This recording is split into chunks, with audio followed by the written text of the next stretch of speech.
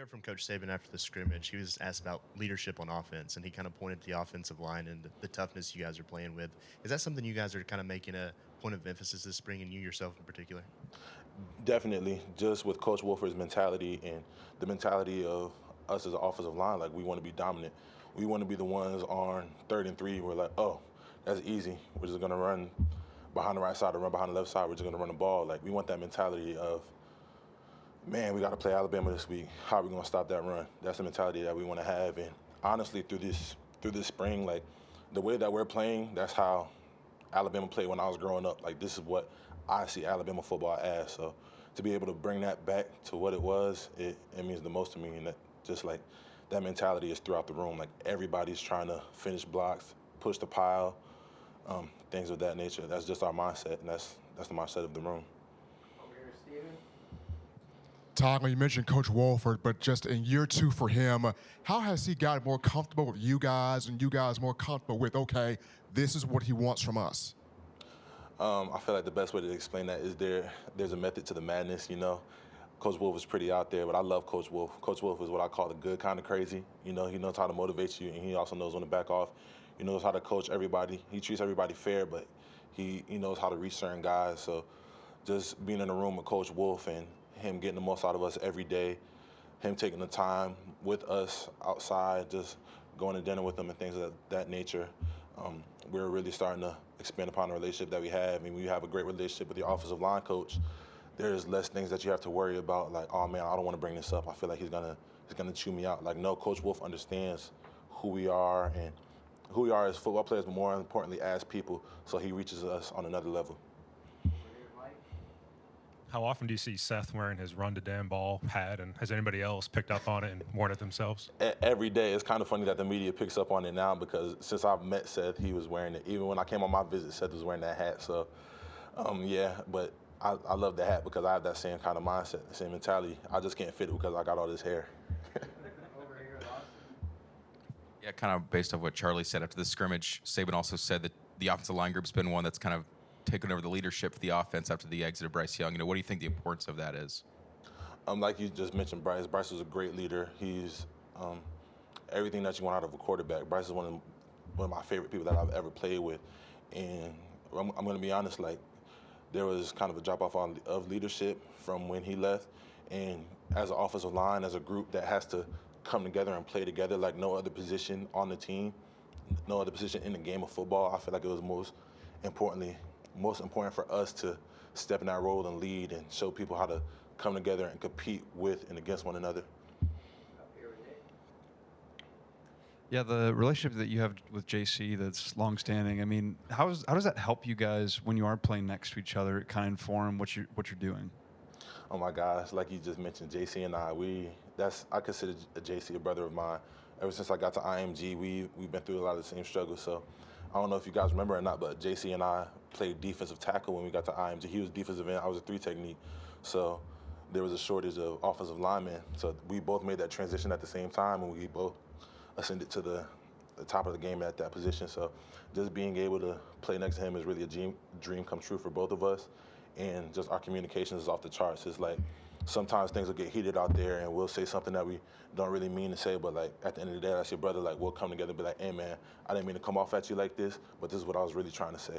And then just, like you said, relationships are everything in football, especially on the offensive line. Just having that relationship built with JC, like we're working on a lot of nonverbal cues now. So just that relationship, it makes us so much better as a group. Stand on the side, Tony.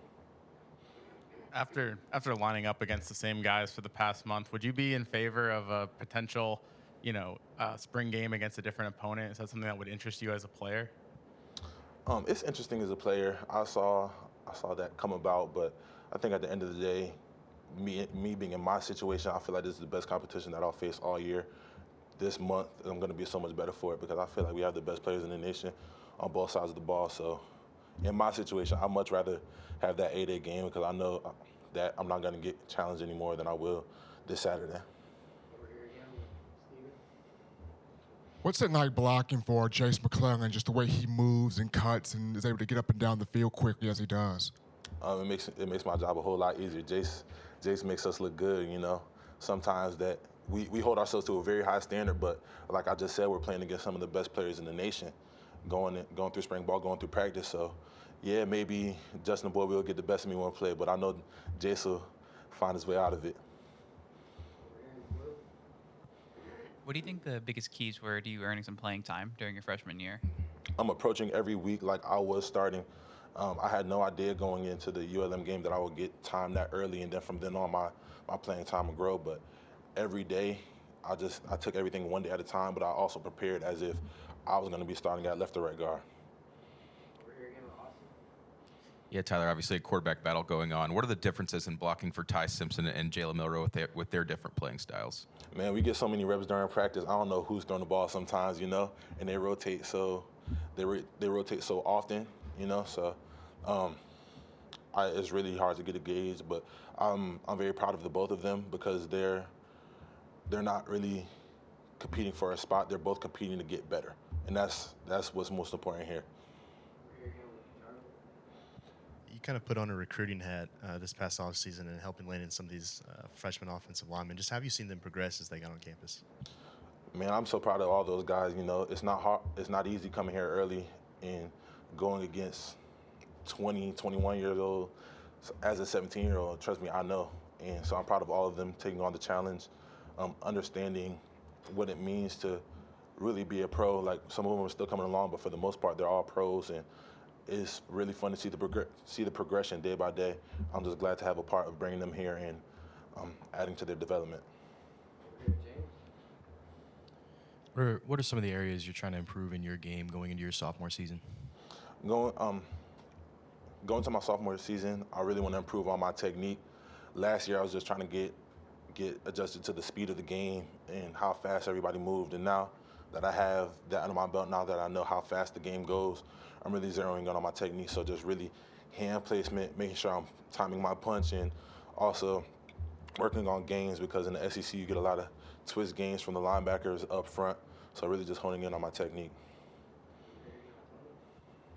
How tough has Jamil Burrows been, especially providing that inside pressure in the pass rush?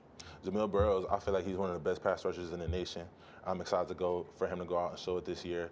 Jamil is so quick and he's very smart as well. So, like you said, we've been out here playing for a month. So I'll get in my stance and be like, okay, inside zone to the right. Okay, Seth is sliding this way, we'll book. So we kind of gotta make sure we have the same stance every time, and we also try to not say the play out loud because they're starting to pick up on that as well. So I'm very excited to see him and the rest of the D-line ball out this year. Anything else? All right. All right. Thank you, Tyler. Thank you. I have a good one. Roll Tide.